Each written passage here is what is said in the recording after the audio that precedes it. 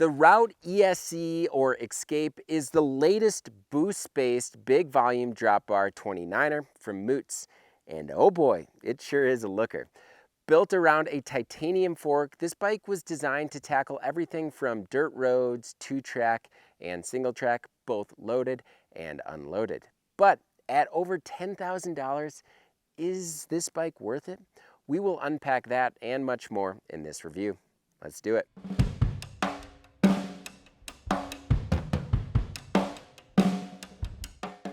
So for those of you that don't know, Moots is a titanium bike builder based out of Steamboat Springs, Colorado. They've been around since 1981 and working with titanium for the last 31 years.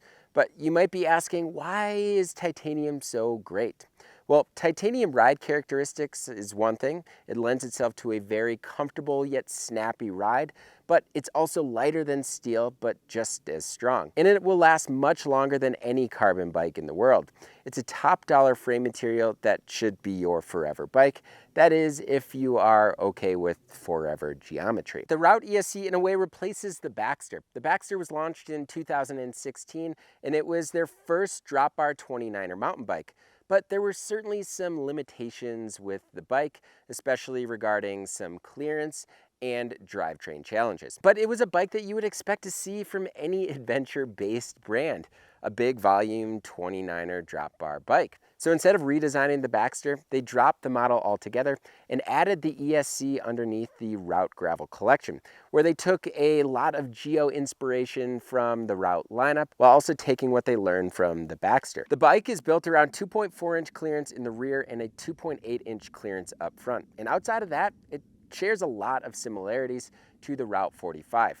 Generally speaking, the ESC has slightly longer geo numbers to compensate for that bigger volume, but it has a very gravel bike makeup. The ESC also has that look of the Routt family with super large triangles, tall top tubes, but the ESC does have a rather short reach at 375 millimeters and a decent stack with this long head tube, which does give me that more upright position I enjoy for all-day adventures.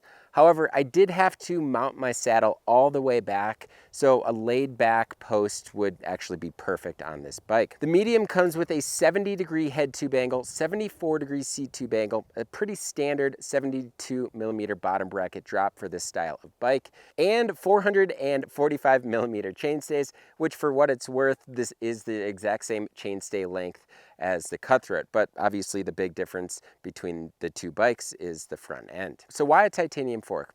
Well, there's currently nothing in the way of a boost carbon fork with 2.4-inch tire clearance with an axle to crown in the 420 millimeter range. Most drop bar mountain bikes have that longer axle to crown, as many of these bikes are also suspension corrected. Bear Claw from Michigan has made this fork in the masses for Moots. The fork has 51 millimeters of offset, 3-pack mounts on both sides, and has a massive clearance, like I mentioned, of 2.8 inches. When I was talking to Moots the other day, they mentioned that finding this fork was a huge win for the development of this bike. So for bikes like these, Moots is truly at the mercy of component manufacturers and industry standards. So with boost spacing and these wide range drivetrains, there are very limited options.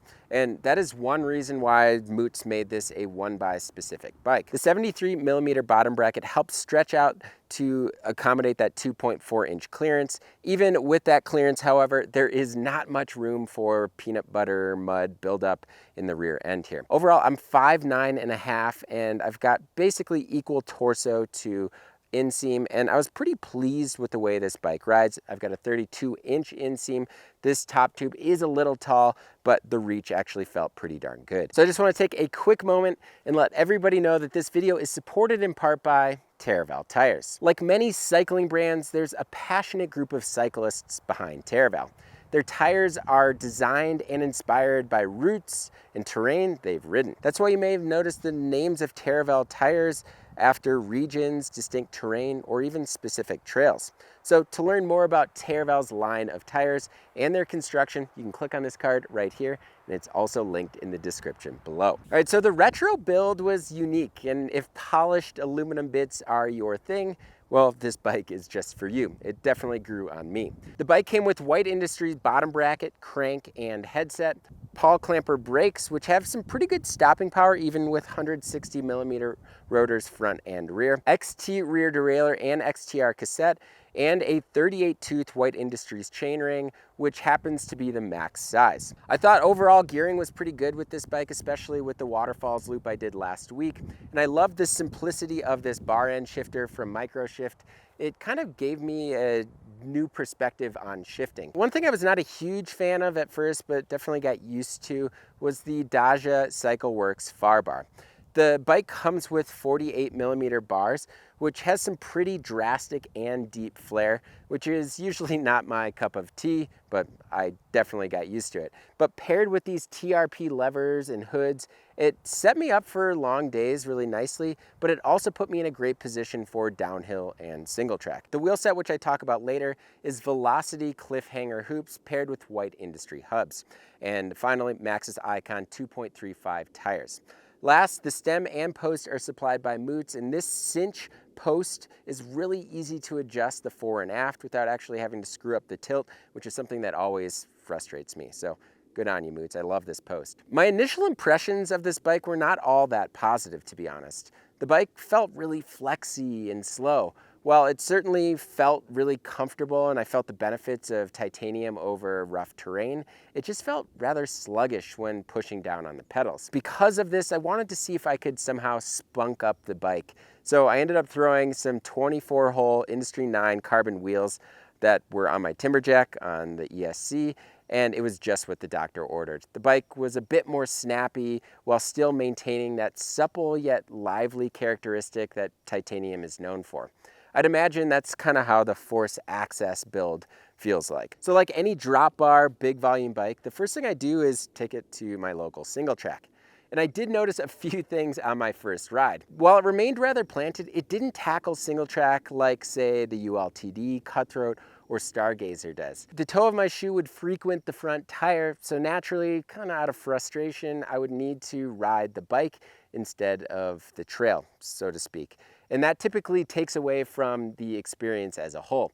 But I went back to the geometry and thought to myself and reminded myself, this is a big volume gravel bike, not a drop bar mountain bike. And everything other than single track, it performed extremely well and shined, especially once I got the bike rolling. So after my initial negative impression followed by the positive impression with these carbon hoops, I decided it would be a good candidate for the Northwoods Waterfalls Loop up in the upper Midwest. The bike felt great loaded, really great. It felt super planted, it accelerated faster than many of my drop bar bikes I've tested recently, and I felt really confident leaning over the bike or bombing down a hill. Over 4 days of riding, we experienced everything from rough single track, chunky two track, grassy snow-mow trails, dirt roads, and of course some pavement. The bike remained very forgiving yet extremely efficient over a handful of 7+ hour days, keeping me fresh and ready for the next day of riding.